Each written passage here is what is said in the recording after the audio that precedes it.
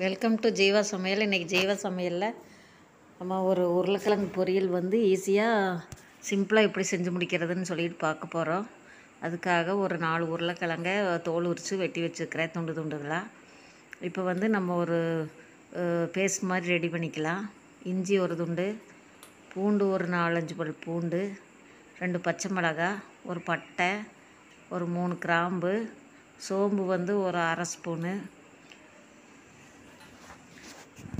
அப்புறமா சின்ன வெங்காயம் ஒரு 10 சின்ன வெங்காயம், அப்புறம் ஒரு தக்காளி கட் பண்ணி வச்சுருக்கிறேன். இது எல்லாமே சேர்த்து நம்ம ஒரு பேஸ்ட்டாக அரைச்சிக்கலாம். இப்போ வாணலி அடுப்பில் வச்சு ஒரு 3 ஸ்பூன் எண்ணெய் விட்டு, எண்ணெய் காஞ்சோடனே கடுகு போட்டுக்கலாம், கொஞ்சம் உளுந்தம்பருப்பு, அதுக்கப்புறமா கொஞ்சம் கருவேப்பிலை சேர்த்துக்கலாம்.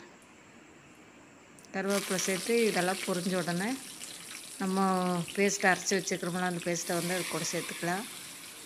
சேர்த்துட்டு அந்த பேஸ்ட் வந்து கொஞ்சம் இதெல்லாமே நம்ம பச்சையாக அரைச்சிருக்கிறோம், அதனால் நல்லா பச்சை வாசம் போகிற அளவுக்கு இதையே கொஞ்சம் ஓரளவுக்கு வதக்கலாம். இப்போ வந்து நல்லா பச்சை வாசம் போகிற அளவுக்கு நல்லா ட்ரையாக எல்லாம் வதங்கிருச்சு. இப்போ வந்து அதுக்கு மஞ்சத்தூள் கொஞ்சம் சேர்த்துக்கலாம். மிளகாத்தூள் நான் 1.5 ஸ்பூன் சேர்த்திக்கிறேன். உங்களுக்கு காரம் எவ்வளவோ அது அந்த அளவுக்கு நம்ம மிளகாத்தூள் சேர்த்திக்கலாம். சேர்த்துட்டு அதுக்கு தகுந்த அளவு உப்பு சேர்த்துக்கலாம். உப்பு சேர்த்துட்டு இப்போ நம்ம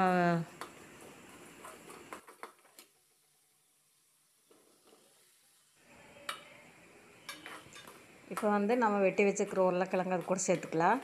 சேர்த்துட்டு நல்லா இந்த மசாலாலாம் நல்லா கோட்டாகிற மாதிரி நல்லா பரட்டி விட்டுக்கலாம். இப்போ அதை இப்போல்லாம் பரட்டி வச்சுட்டு நம்ம கொஞ்சமாக தண்ணி ஊற்றி, இந்த ஜாருக்கு அரைச்ச தண்ணியெல்லாம் இருக்குது, அதெல்லாம் கொஞ்சமாக சேர்த்தி தண்ணி கலந்து விட்டு நல்லா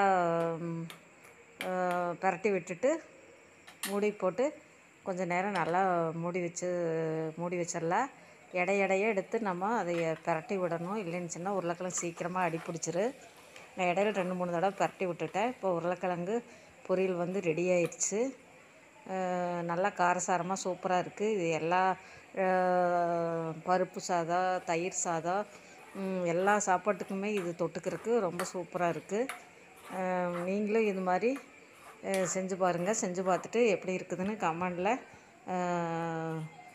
சொல்லுங்கள்.